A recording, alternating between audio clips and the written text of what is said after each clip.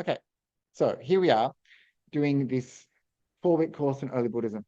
We're in week 3. So who has come to every one so far? Ah, excellent. The creme de la creme of the Buddhist library community. Very good. Who came last week? Who came this week and this week only? How wonderful, right? You've come just in time. This is the exciting bit. Everything else was really boring. So this is where we're at. We started off for Valentine's Day falling in love with early Buddhist texts, all of these things here. And last week we looked at imagery, so similes and metaphor, allegory, things like that. Tonight we're looking at the people of the early Buddhist texts. Next week we'll be looking at meditation from early Buddhist texts. So, of course, the Buddha was the teacher of gods and humans. So, so when you think about this talk that I'm giving tonight, we're looking at just a fraction of the beings that are mentioned in the early Buddhist texts. Very good. That's very kind of you. Thank you very much. And well received with that hint.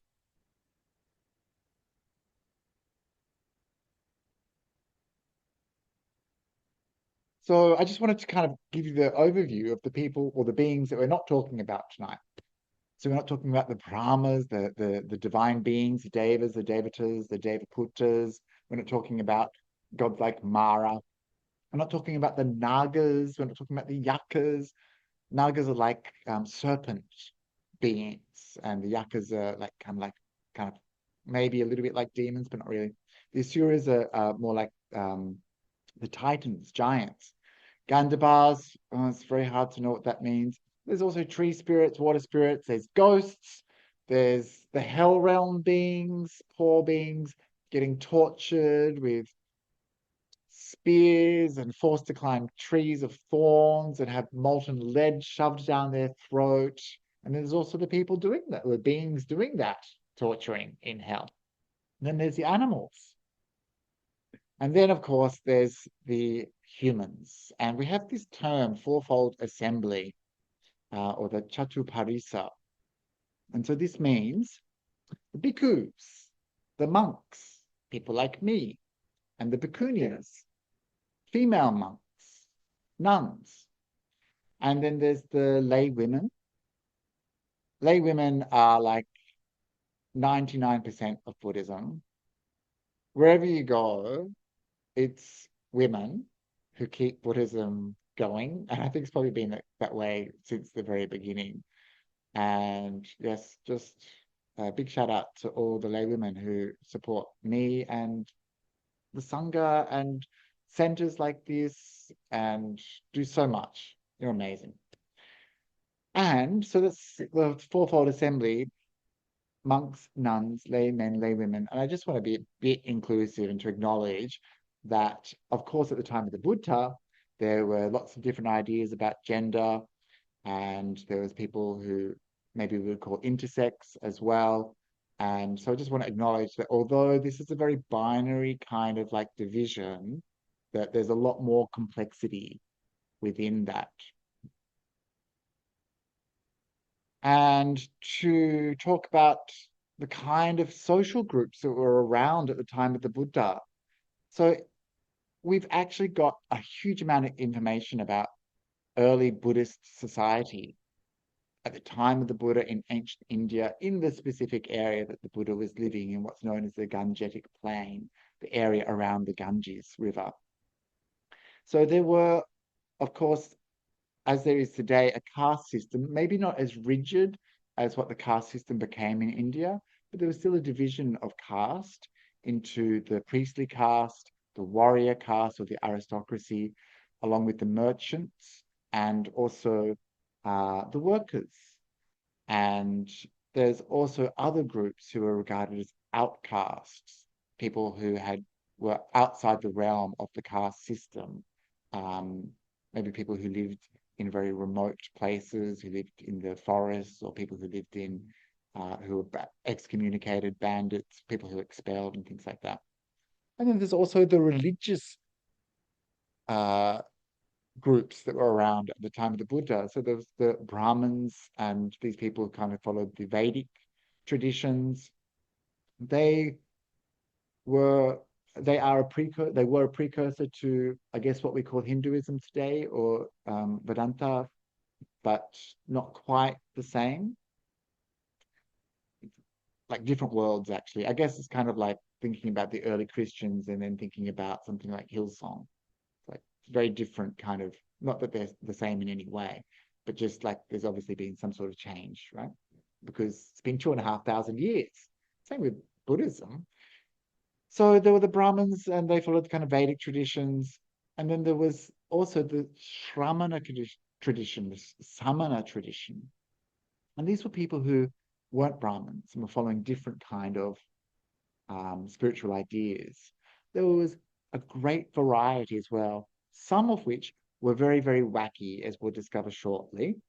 So, and there's people wearing all sorts of outfits or wearing no outfit, naked ascetics. There's people doing all sorts of weird austerities, tapas, these kind of ascetic practices, like never lying down.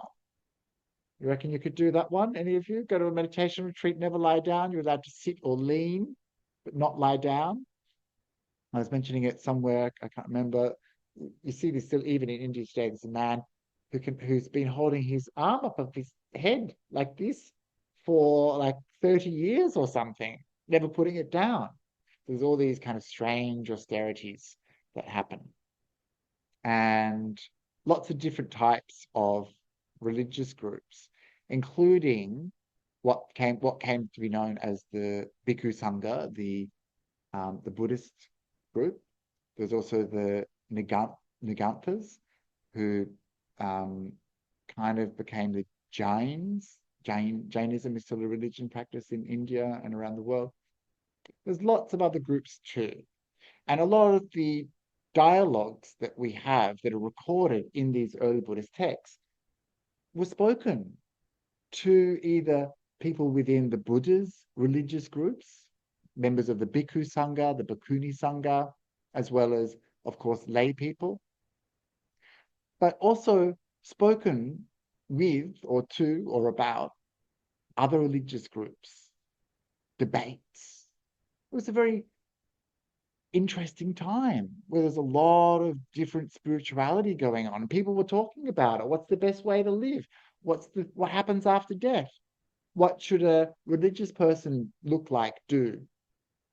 And so these were kind of recorded in early Buddhist texts. So we know quite a lot about some of those other religious groups because they were recorded and maintained for thousands of years by our spiritual friends in these early Buddhist texts.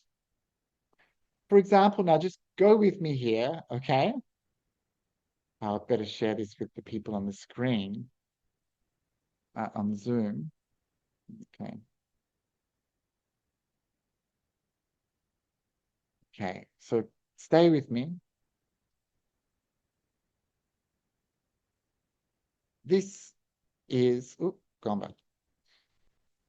This is a dog duty, or actually, I don't know where this image came from. I just Googled dog duty as aesthetic, and this is what came up, right?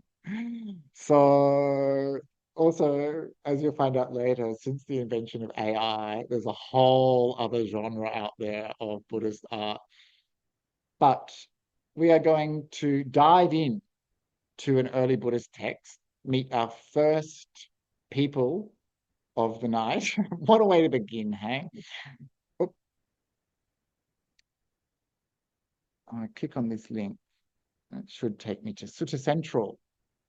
And so this is a text that we find in the Majjhima Nikaya, the middle length discourses. So it's a little bit long, but it's about the ascetic who behaved like a dog. So you can listen to me, or you can strain your eyes and read that thing. And close your eyes if you want, and we'll have story time. And so it begins with Ewang Me Sutang. thus have I heard. So this is a text that was recorded by Ananda, the Buddha's disciple and attendant, who remembered these texts. And always these texts open with a little introduction telling us where they were, what's going on. So at this time, the Buddha was staying in the land of the Kolyans, where they have a town named Halidavasana. Then Punna, the Kolyan, a cow votary or a cow ascetic, someone who does the duty of a cow or an ox, which means the dharma of a cow or an ox, which means they behave like a cow. And the naked ascetic Senia, the dog votary, went to see the Buddha. So here we have two ascetics fitting into the Samana tradition. That's the people who don't belong to the Brahman tradition. And here the dog and a cow go to visit the Buddha. It's like one of those jokes. Punna bowed to the Buddha, so there's some respect there, and sat down to one side while Senia exchanged greetings and polite conversation. Before sitting down to one side, curled up like a dog. So this Senia is curled up like a little dog, behaving like a little dog, right? It's not weird at all.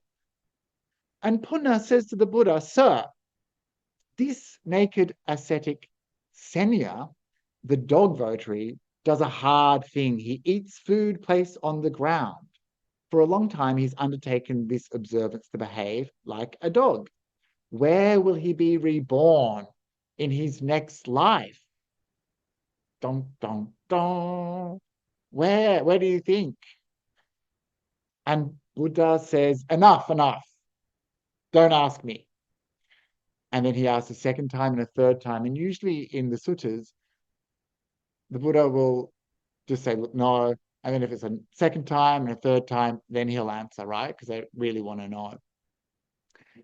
And so he asks the question again. And this repetition of asking the question again is a feature of the early Buddhist texts because it was an oral tradition. So they kind of reinforced the meaning. And the Buddha says, well, clearly I'm not getting through to you. When I say enough, let it be. Don't ask me that. Nevertheless, after the third time, I will answer. So here we go. Take someone who develops that dog observance fully and uninterruptedly. They develop a dog's ethics in a dog's mentality and a dog's behavior fully and uninterruptedly. When their body breaks up after death, they're reborn in the company of dogs. Surprise, surprise, right? We're thinking about causes and behaviors, tendencies, habit patterns of the mind.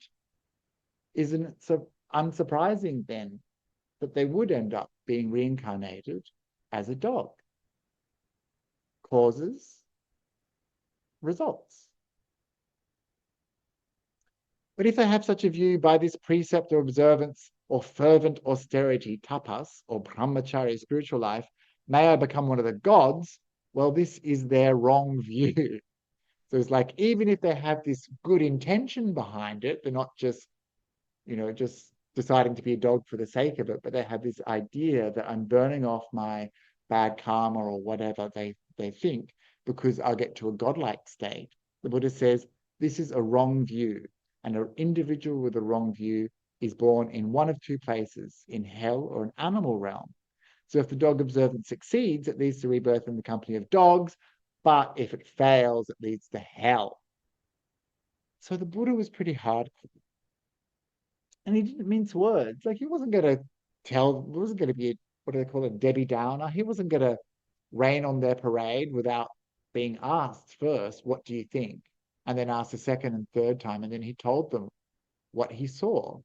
Remember when the Buddha became the Buddha, he saw the reason for beings being born again and again and again, and why beings born in a certain place were born in that place because of the things they did before. So that would be pretty difficult to hear if you were really into your dog duties. This is what this is why I told you enough, let it be, don't ask. Because poor Senia, the dog ascetic, had burst into tears. Wouldn't you? Oh my gosh, I've been behaving like a dog. And the Buddha says I'm either going to become a dog or go to hell. Great, crying. And Senia says, I'm not crying because of what the Buddha said, but for a long time I've undertaken this observance to behave like a dog. I've just wasted my entire life. And then he says, this Puna, the friend, is a cow votary. What's his destination going to be? And of course, the Buddha says, don't ask me that. And again, we have this same story that both of those beings will end up in this way, becoming the thing that they've been acting as. And one of the features that we find in the Buddha's conversations with these other disciples, sorry, these wanderers from other sects, as they're often known, was that he was trying to explain to them karma. He was trying to explain cause and effect over and over again. And he would often like put holes in their arguments, you know, and especially with the Naganthasa Jains. So quite similar to Buddhism in many ways, but their idea of karma was that any action you do gives a result. Whereas the Buddha said karma is only intentional action. And they believed in pain and purification through pain. And the Buddha says, well, if you're doing things that are painful now, you're just going to get painful results. Like, that's what's going to be your future, more pain. That's the causes and conditions that you're putting in place. And so these were the kind of conversations that were happening at the time of the Buddha. Buddhism wasn't fully formed in the way that it has been for us. When I talk to Buddhists, sometimes I feel a little bored. Most people are on the same page as me. But then I go and I talk to the Buddhish and people who are kind of not quite Buddhist, but interested in spirituality, and they ask hard questions. They just don't take things on, they just don't take things as spoken or read. They ask questions, they ask the hard questions. They don't just believe things for the sake of it.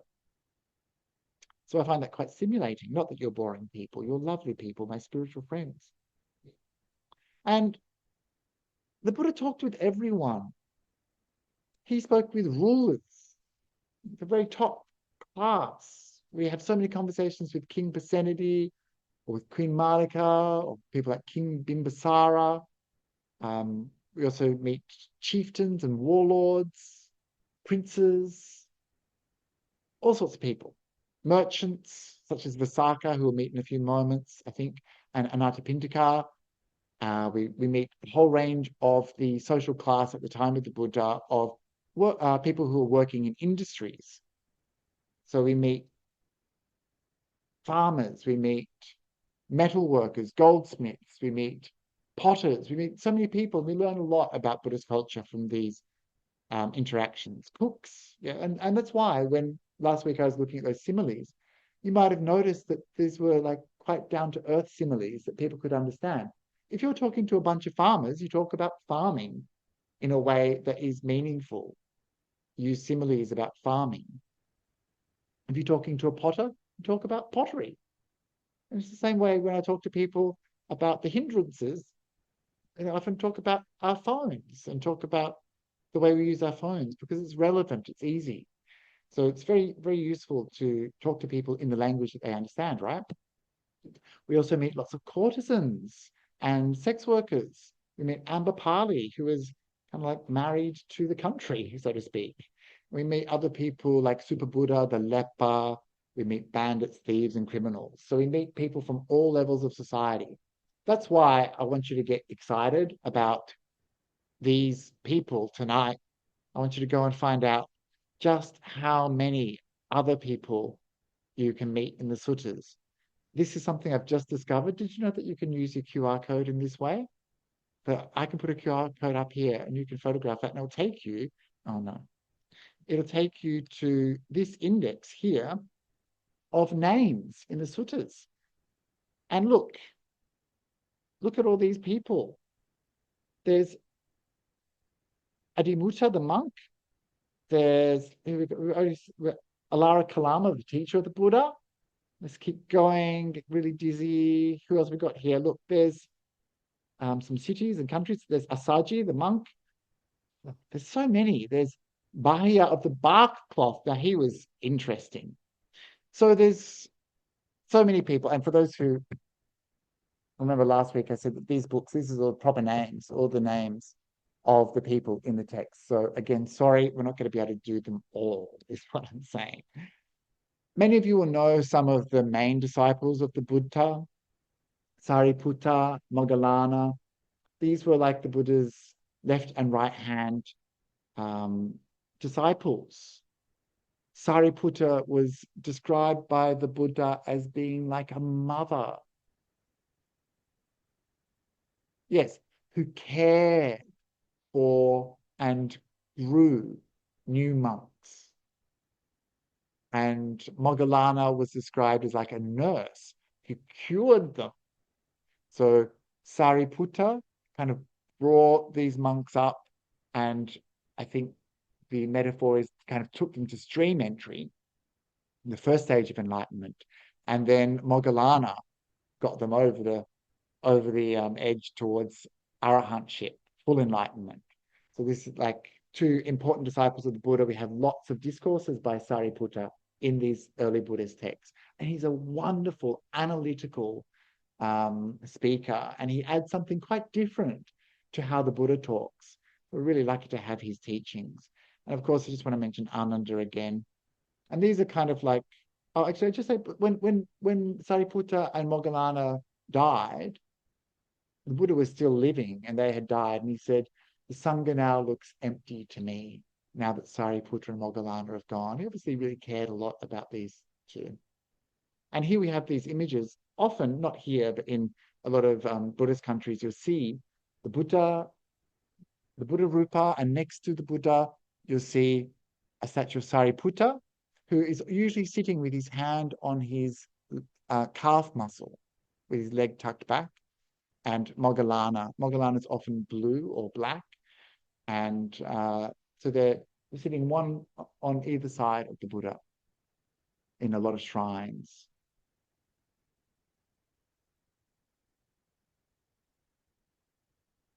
We'll just have a quick look at these lists and then we'll have a little break and we can come back for more. So one thing I have a problem with today is that, especially in the West, we have this fascination with imitating one or two very famous monks from the Buddhist modern period. Like we all have seen those photographs, perhaps, of Ajahn Mun. Have you seen Ajahn Mun, the Thai forest master? He looks like this. And Ajahn Chah, who's also quite a strict forest master. And in some photos, he can look very strict, but actually, he was actually quite hilarious in life. But if you only look at these old-fashioned photographs, you see these monks looking like this. And of course, you know, the culture of the day was you don't smile. Smiling's such a vulgar thing. And so people think, oh, well, you can't smile, can't have fun, can't laugh, can't be jolly. And we have this idea, oh, I have to be a tough forest monk. I have to be like them. I have to be hardcore. And isn't that rather boring, don't you think? I mean, my experience of people just in this room alone is there's a lot of different people in this room. There's a lot of different people in the Sangha.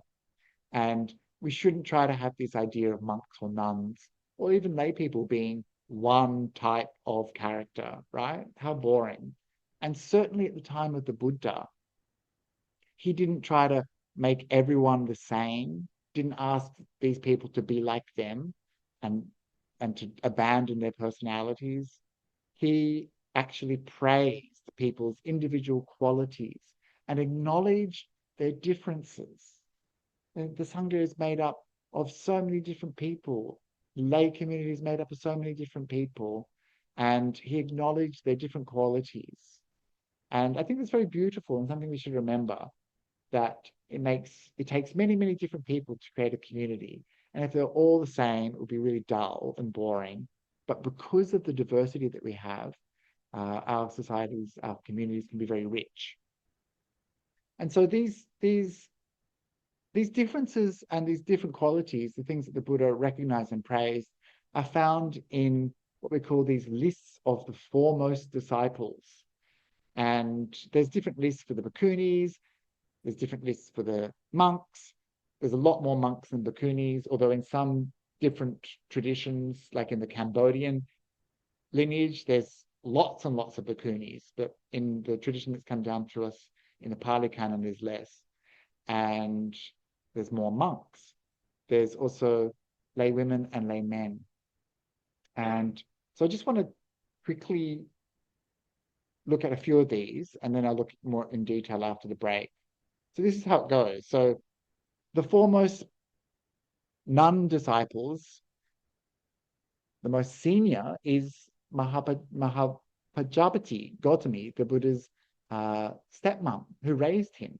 So she was the very first bhikkhuni. So it's like, yeah, she's the first. She's the best at being the first. And then the next one is Kema, who had great wisdom. There's Upalavana. She was the best at psychic powers. Go Upalavana. Patachara, she has memorized the Patimokkha and the Vinaya. This is like a stack of books like this. She memorized it. Wonderful, right? She knew the law, the monastic law. Then there's Dhammadina, who can speak well on the Dhamma teachings. And the best at meditation is Nanda. The person with the most energy and drive is Sona. The best female disciple with clairvoyance is Sakula.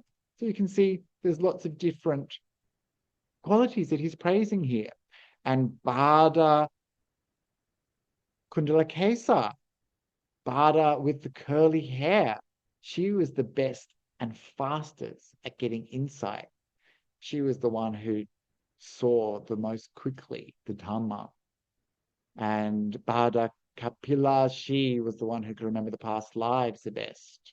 So these are the Buddha, here's the Buddha's praising all of these different people. And it's the same with the monks. Oh, actually, we don't need to look at the whole, we should look at the monks. So, for example, Sariputta is the greatest in wisdom. That's who I mentioned before. Sariputta, such an analytical mind, a wonderful mind. And Moggallana, the best with psychic powers. So similar list, right? There's quite a few pages of monks. So we could go to, oh, look, there's Vadia the dwarf, who has a charming voice. Nice, right? Imagine being Vadia the dwarf and the Buddha saying, you have the most beautiful voice. One of my favorite stories is because Ananda, yeah, I told you, he's always getting in trouble. He forgot to ask the Buddha to live for a longer time. And so because of that, the Buddha just kind of thought, okay, fine, I'll die. And when the Buddha found out this, when Ananda realized this, he cried. He's always crying. I love Ananda. And the Buddha decided, instead of like admonishing him, he said, people love Ananda. When Ananda comes, people are really happy. When Ananda speaks, they listen, and they don't want him to stop. And Ananda is loved by people. This is how the Buddha kind of praised Ananda. Then there's lay women. So here it's like the Buddha's giving out awards, right? The best donor, the most generous person is Visakha. The most learned is Kujuttara. The person who best practices metta, love, is Samavati. And here we see, like, some of these women don't even get their own names. They kind of get the name. Well, I guess it's still happening in today's society, isn't it? Kind of pass names down patrilineal. But anyway, he knew these people and he knew their qualities. Like Suppiya cares for the sick. And of course, it's the same with the men. There's lists of men. For example, Anathapindika is the most generous supporter. And so we're going to look more closely at some of these disciples after the break. So please have a break for 10 minutes. Come back just after 8 o'clock and we'll keep going. Very good. There's probably some tea and coffee and maybe some food, some nibbles in the kitchen. So go help yourself. use the bathroom, and come back at just after 8.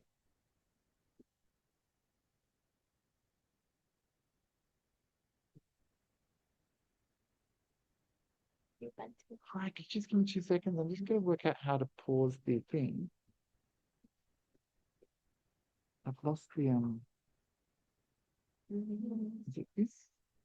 I've got to stop share this. Oh, stop share. Okay, very good. See, good thing you came up. So, did you have a good break? Yeah. Who wants to stay a little bit later? Okay, a bit. Not exactly enthusiastic. So, who can remember Visakha? What was Visakha foremost in? Generosity. She was foremost in generosity. Here you see Visakha, or actually, like when you kind of Google any of the women of early Buddhism, you just get the same images over and over again. So maybe this is Visakha offering the Buddha some flowers. She was foremost in generosity because she was always giving. And she is famous for another reason. One reason being that she didn't like naked monks. When it rains in India, it really rains during the vasa, the monsoon, and it was raining so much. All the monks in the early days of the Sangha were out there having a nice bath in the rain. And public bathing, of course, is still a feature of Indian society, but they were having a lovely time soaping themselves up. And Visakha was like a little bit embarrassed. She's like, you can't have naked monks. And so for that reason, during the rainy season, the 3 months of the rainy season, we have to bathe outside using a rainy season bathing cloth. And this was something that Visakha offered to the Sangha. And another time she insisted to the Buddha that she wanted to give 8 particular things. She's like, can you grant me 8 favors? And he's like, look, I'm the Buddha. We don't do favors. Well, look, just hear me out. And she's like, can I offer the Sangha these 8 different things? And so there are things like robe cloth, food for the bhikkhunis and for the monks, the bhikkhus, and medicine and things like that. Like, nice, right? She's like asking permission. Can I please give these things? She was obviously very generous and wanted to give. And the Buddha's like, why? Why do you want to give this stuff? And she's like, oh, well, people need these things. Monks and nuns, they need these things. And the Buddha was like, what's in it for you? What are you getting out of this? And her answer, when I recall that, I'll be glad. This is pamuja. That gladness will give rise to joy. And that joy will make me tranquil. So these are stages of meditation that she's describing. We start with the recollection. And for those people who turned up to my meditation class last Thursday, this is what we did, the chaganusati, the recollection of generosity. This is what she's describing here. When I recall that, I'll be glad. Pretty good, right? And then that gladness gives rise to piti. This is piti here. I'm not sure joy is the best translation. Rapture. And that rapture will make my body feel tranquil. Kaya passaddhi. When I'm tranquil, I get bliss. Sukha. And when I'm blissful, my mind will come into samadhi. In this way, I'll develop the spiritual faculties and the spiritual powers.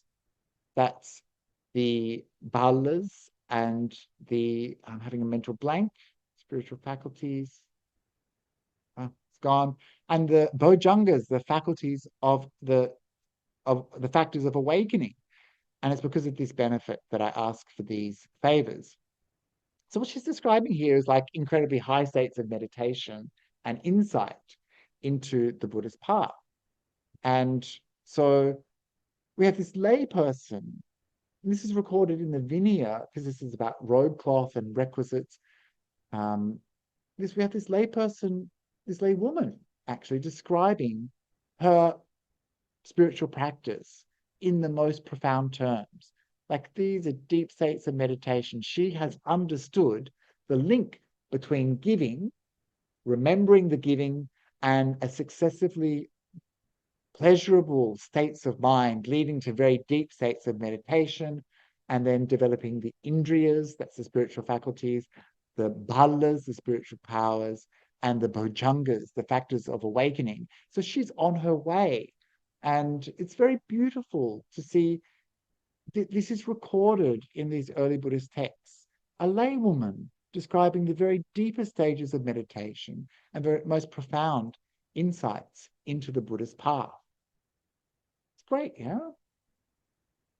And then we have Vakali. I don't think I got to his page in that list of the terrors, oh dear, list of the foremost monks. But Vakali, he was foremost in faith, saddha, faith.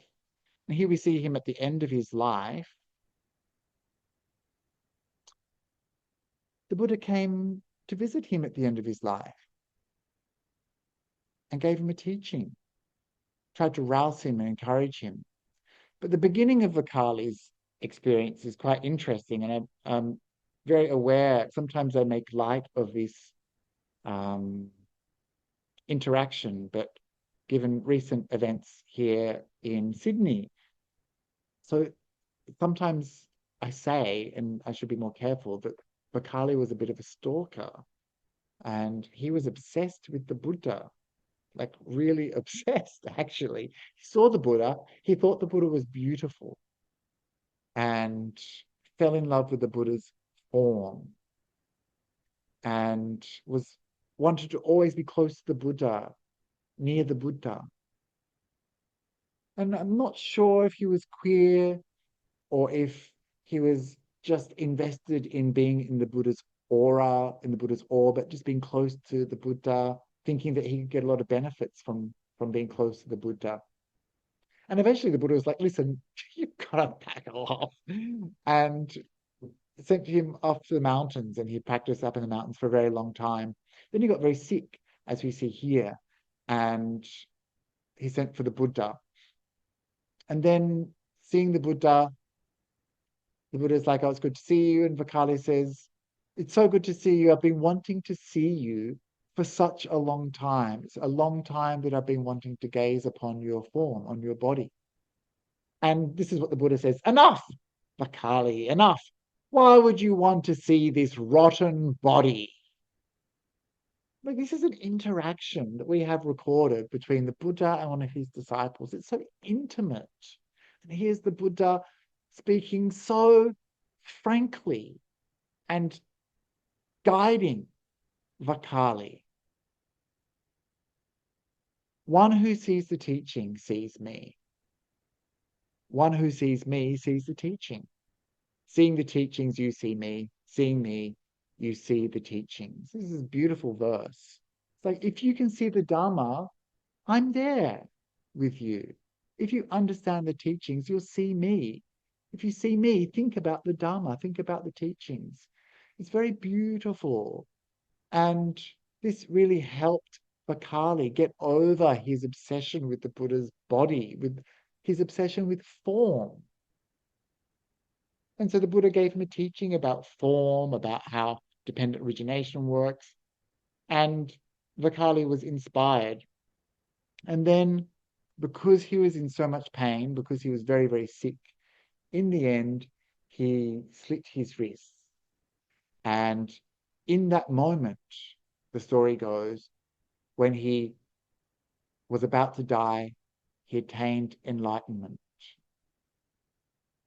And there's another beautiful story, which I don't have time to tell you about, how the Buddha said that he had attained full enlightenment. It's like intense stories, right? So I've already shown you those lists of the teris and terras and the lay people, the upasakas and upasikas. So there's those lists of foremost disciples. But if you're interested in really getting to know some of the characters from the time of the Buddha, the disciples of the Buddha, then these 2-3 bodies of literature are for you. The first is the Theragatha. This is the verses of the elders. Gatha means verses, poems, and the Terra is like an elder monk, or in this case, a fully enlightened monk. There's 264 poems, and they're beautiful. They're so nice. A couple of copies of the Therigatha on that table. Please borrow them, and you can find out. Then there's the Therigatha, the nuns' verses, and these are wonderful as well. This is the oldest collection of women's literature in the world. It's great.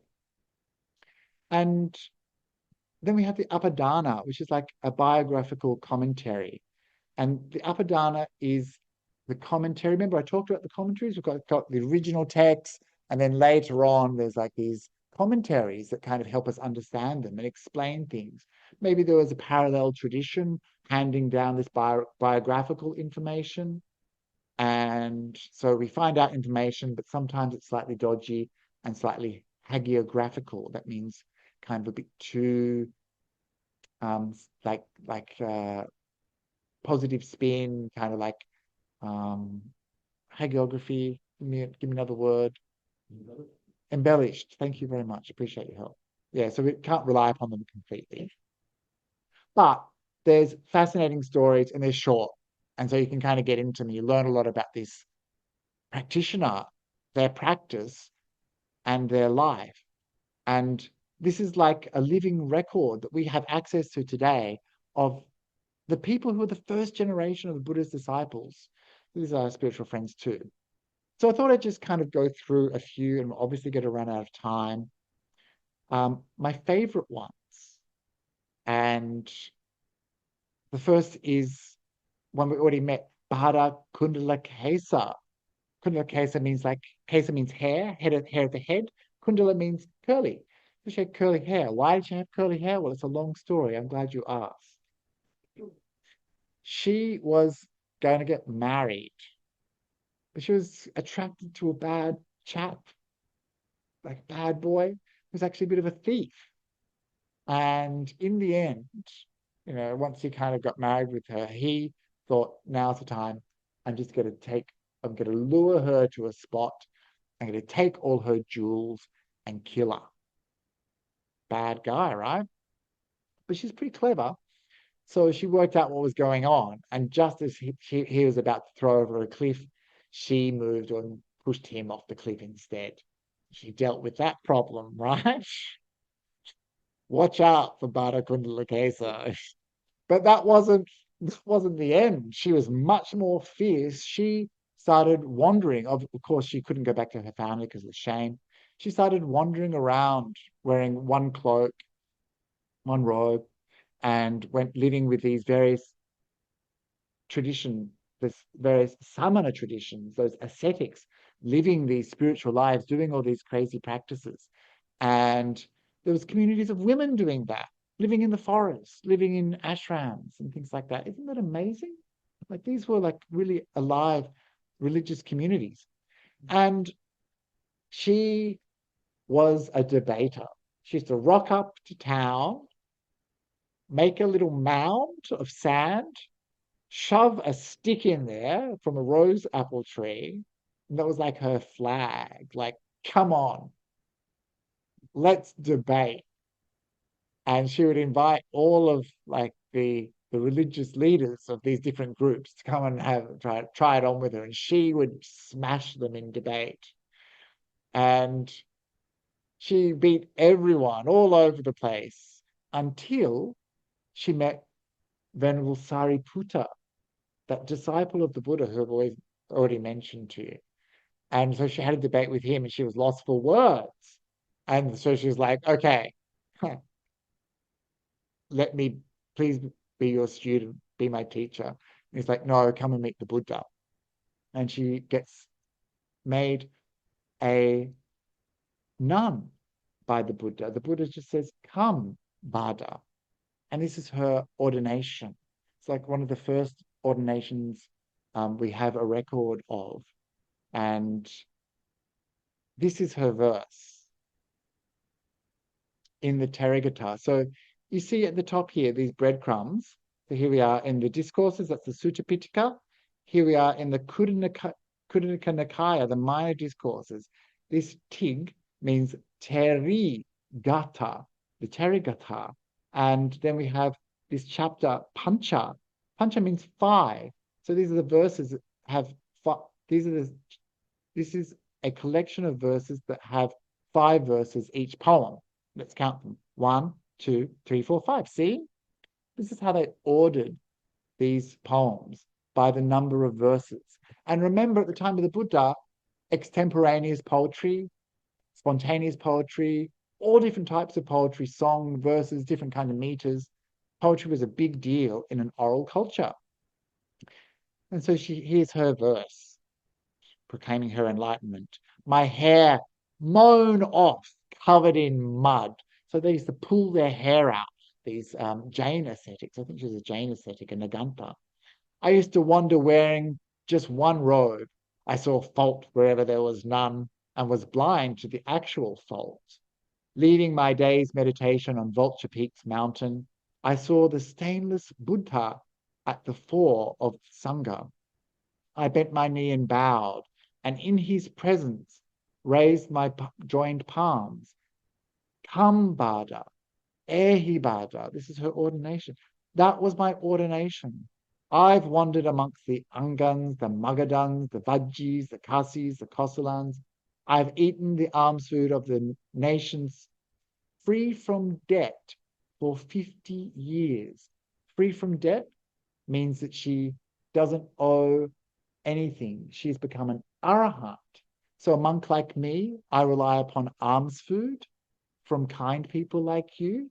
Without you, I don't get to eat. But I'm racking up a debt. My job is to get enlightened so that, and being an enlightened being, I don't have any debt because I can pay it back fully by helping others attain enlightenment too. And an enlightened being is ahunayo, pahunayo, dakinayo, anjali karaniyo, worthy of offerings, worthy of hospitality, worthy of gifts, and worthy of anjali, hands in prayer position. So she's been enlightened for 50 years. That's why, if you remember, she was the foremost of the bhikkhunis who realized insight quickly. She very quickly attained enlightenment. And she lived for 50 years. He has made so much merit, that lay follower.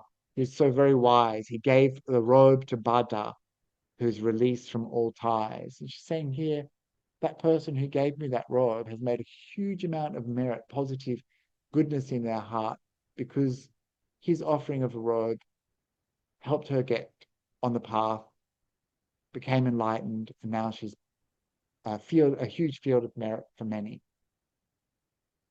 So these poems are pretty wonderful, right? Like this is like the words of an enlightened woman from 2,500 years ago. We're so running out of time. But Patachara is a tragic story that you need to hear. Do any of you know about Patachara? Patachara also means one road. And she also, it's a common theme, he actually married what others thought was not a suitable match. Because she was from a good family and she married like beneath herself. So she actually ran away with this guy. She eloped. And they got they had a small baby, a boy, and they lived far away from the family. And of course, in India, like when you're a woman, you go back to your family when you have a child. You go back to your maternal family and they care for you and look after you and help raise the baby. Childbirth in India, ancient India, would have been very different to our experience here in our culture. And so she had this baby and eventually she became pregnant again. So she's got a toddler and she's got another baby on the way. And she's like, look, I can't do this. I need to go home to my family. And he's like, I can't go back to your family. They're going to kill me. We eloped, remember? And she's like, look, we need to go. And so they start to make this journey. She's pregnant, she's about to give birth, she's got a toddler, and she's got a husband. A storm comes. Of course, in stories, storms are always like portents, right? And so they decide to take shelter. And that he builds a little like humpy out of leaves and twigs and sticks. And then he goes off to get some firewood in the rain. But a snake bites him and he dies. And poor Patichara, she's there giving birth, wondering where her husband is. And he doesn't come back. She gives birth. She's got this baby. She's got this toddler. And the path to her home is across a river, which is swelling up because of the storm. How do you cross a river in a storm, a raging river with a newly born baby and a toddler? So she thought, I'll take the baby across the river first, and I'll come back to get the toddler. She says, stay here until I come for you. And so she crosses the river with the baby. She puts the baby on some rocks on the other side, and then she turns around and heads back towards her toddler. But a hawk or an eagle sees the little baby left there on the rocks and swoops down. And Patichara is like, no, no. And the baby is snatched away. She's lost her newborn child. And the toddler on the other side of the river thinks she's saying, come, come, and starts walking into the river and gets swept away. And then she's lost her husband, her baby, her toddler. She's distraught. She's heading towards her family home. And because of this storm, there's been lightning strikes and all sorts of things. Along the way, she meets someone coming from that direction. And she says, I'm going this way. And it's like, there's nothing left. A lightning strike burnt down the entire village. Everyone is dead. So she's lost her entire family too. And so, of course, she was distraught, right? You think you've had a hard life. Like, imagine this is like epic tragedy, right? And she comes in front of the Buddha. Eventually, you see here this image of her wearing one robe, and the Buddha gives her a teaching. And in the end, she becomes a nun. She becomes a teacher. Patichara was foremost in Vinaya, a teaching. Can't remember. She had hundreds of students, 500 students she had, and she was amazing. Do you want to hear her verse? We've got time. Yeah, we'll just do it anyway. I mean, she literally lost all of her family. The least we can do is read her verse. So again, this is in the fives, chapter of fives. And this is very potent.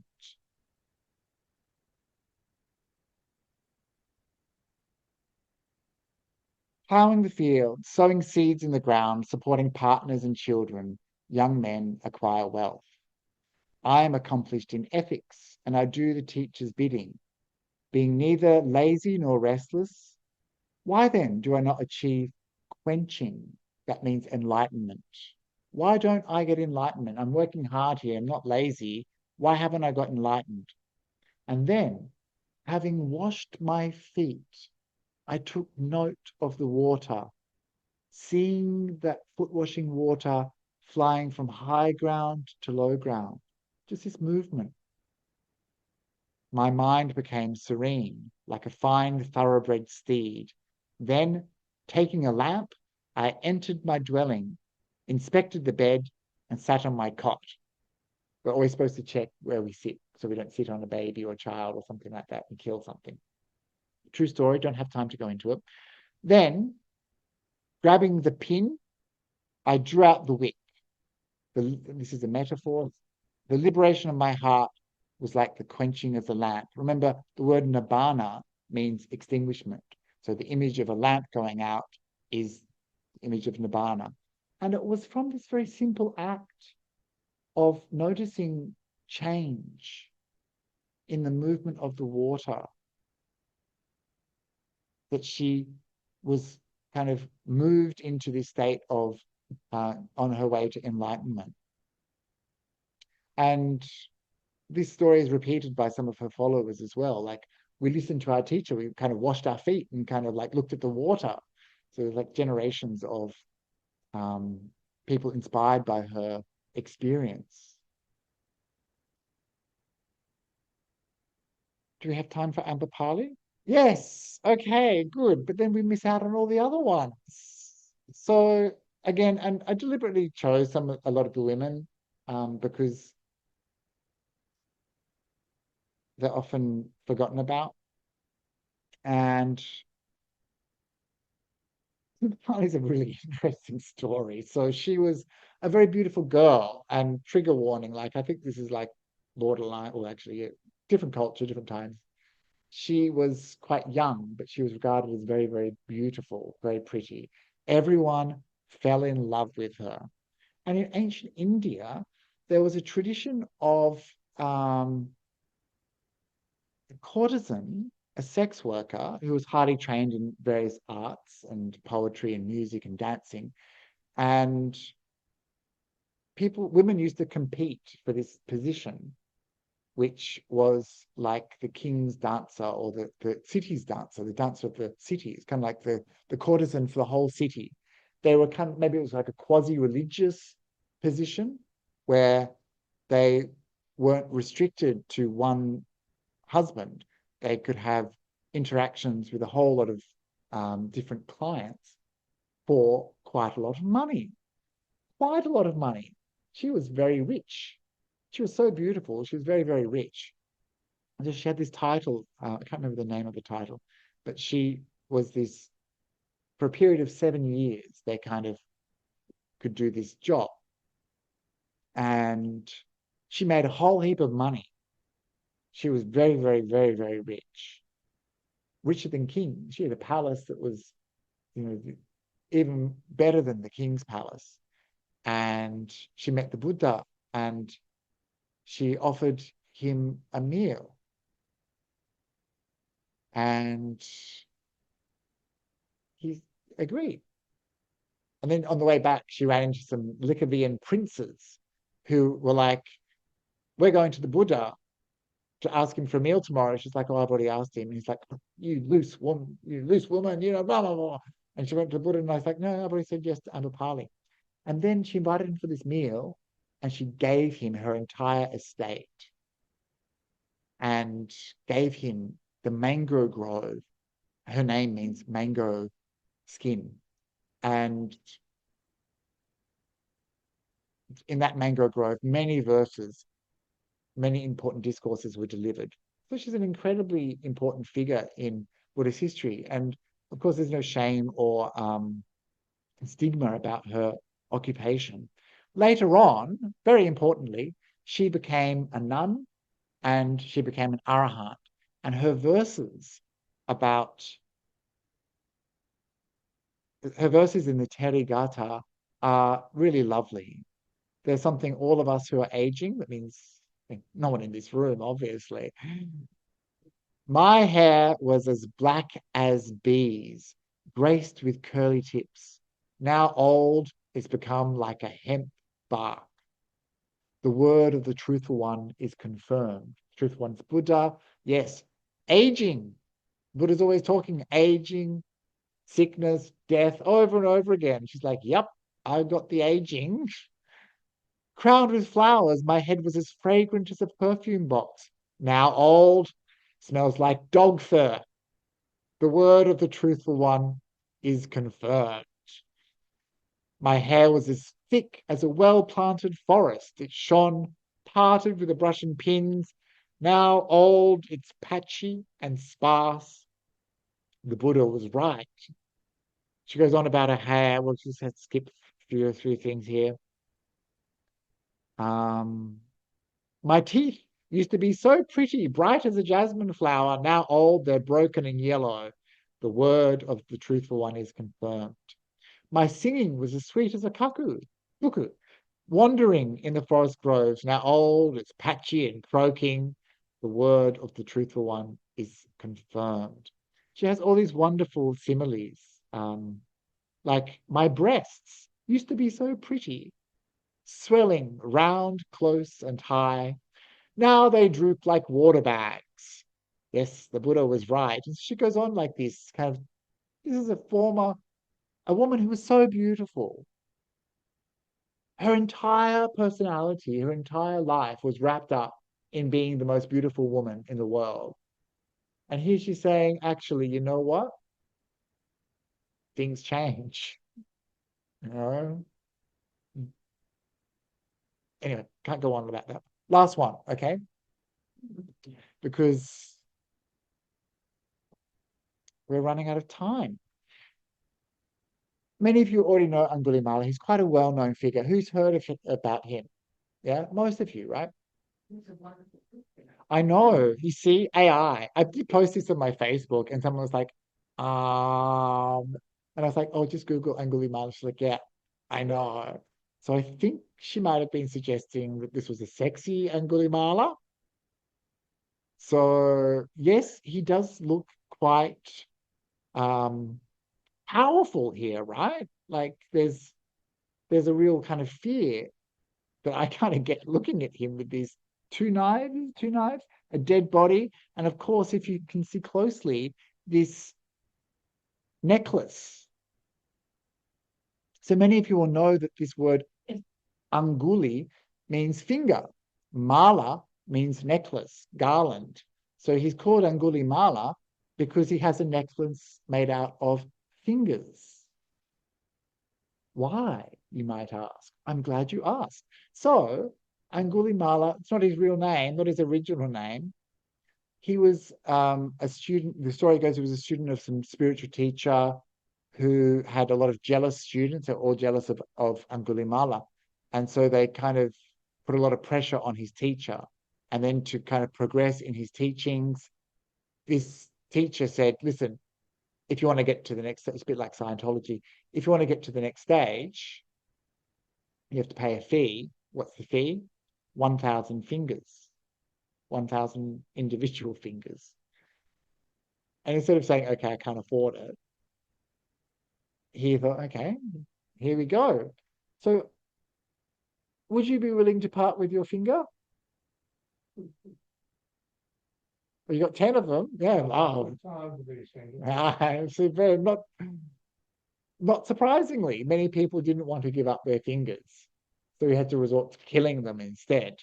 And so he became known as this bandit who was traveling around. And that's how he accumulated so many fingers. He had killed 999 people. So, sometimes these stories are a little bit too perfect, right? And then he saw the Buddha. So remember, he was supposed to get 1,000 fingers? And here comes the Buddha. Do you think he's going to get the Buddha's finger? No. What happened? The Buddha entered this grove, entered this forest, even though he'd been warned not to go there by all the locals. Don't go there, there's a bandit, Angulimala, he's going to kill you and take your finger. And the Buddha walks in anyway. And Angulimala sees him and decides to attack him. He tries to attack the Buddha. Oh, here's a good slide. So many famous images, and we see all of these. Actually, this one's not so good now that I look at it, but we see the Buddha sneaking ahead, and magically, every time Angulimala thinks he's close, the Buddha moves ahead. Every time he keeps on following him, the Buddha moves ahead, and he's like, "Stop!" And the Buddha says, "I have stopped. You have not stopped. You should stop." And Angulimala thought, "What do you mean you haven't stopped? Keep on moving." And he's like, "Well, I've stopped. I am freed from hatred and greed and delusion. I will never harm another being. You should stop too. And through the power of metta, through the power of love, Angulimala succumbs to this kindness and becomes a student of the Buddha. And then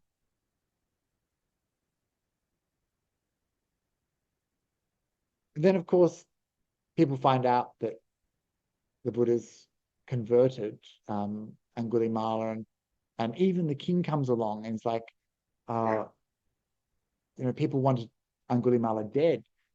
And he comes to the Buddha, the king comes to the Buddha and says, there's this bandit Angulimala.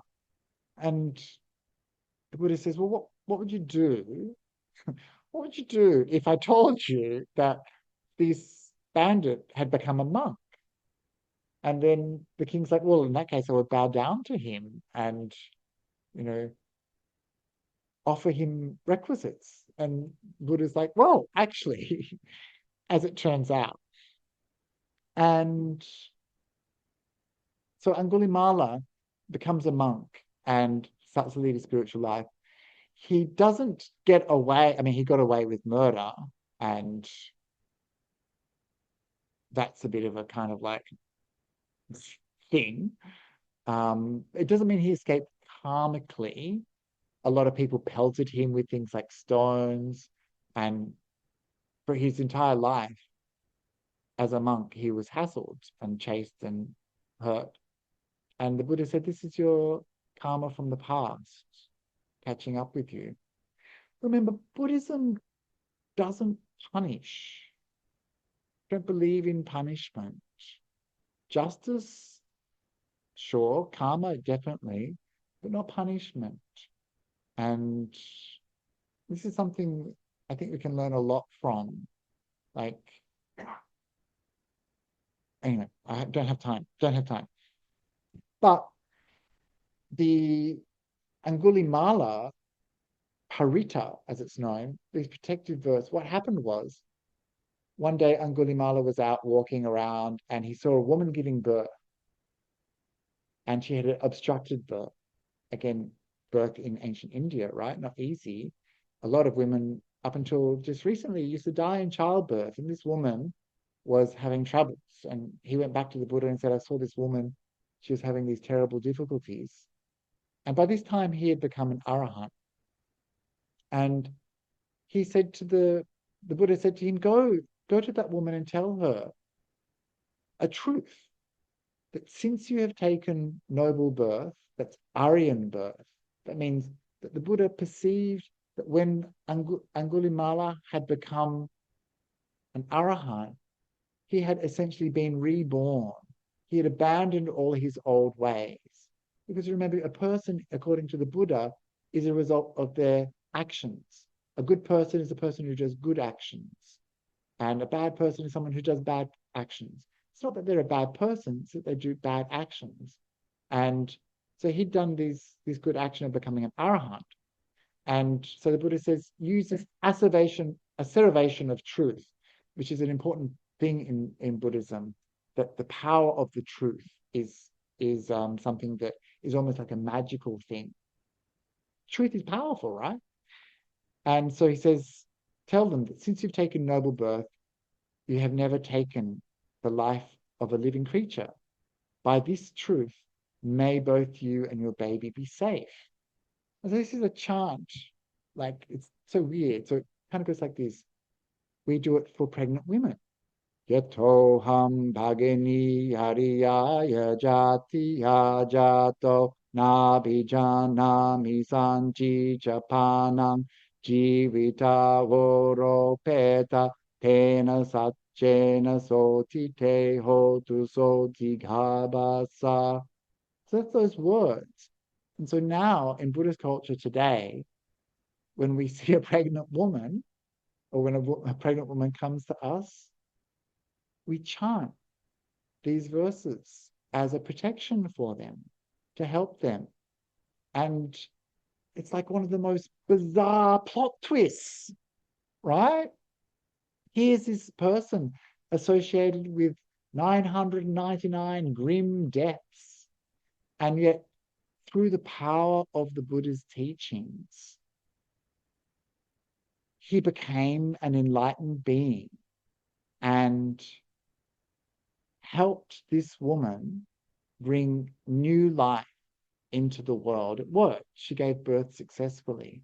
And now we remember him in the name that he used for himself, ahimsa, harmlessness, not Angulimala, the bandit, the killer, but harmlessness. And this is a beautiful quality that even someone who had murdered almost 1,000 beings could develop goodness. And so I don't know what you've done in your life, and certainly haven't killed 1,000 people, but whatever you've done, it's in the past, and you have this rich potential for goodness. And this is something that I really find very inspiring in the Buddha's teachings, that even the worst person can become a beautiful being and give hope and help other beings as well. Be a good spiritual friend. So unfortunately, we have to leave it there. I'm just going to, oh, it's a shame you don't get to find out about, oh, I mean, that one's so good too. So all of these talks will end up on YouTube. So I just want you to know that you can look up, you could use this little dinosaur thing here with your phones right now to find out the QR code to access those index of names on Sutta Central or the Therigatha. But next week, we will be back here, same time, and we'll be looking at meditation in the early Buddhist texts. What does meditation in the early Buddhist texts look like?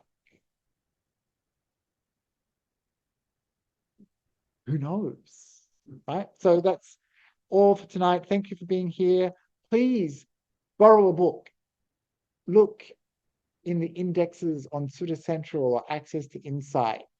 Read the disciples of the Buddha. Read the Therigatha. Read the Therigatha and find out about these amazing people from the time of the Buddha who, just like you, were interested in spiritual teachings, and just like you, made progress on the spiritual path. And so these people, our spiritual friends from the distant past, can help you to make further progress on the spiritual path. And learning from them might just be that little piece of information that pushes you all the way to enlightenment. So may it be so. Thank you for coming tonight. I'll stick around for a bit afterwards, and I look forward to seeing you all next week.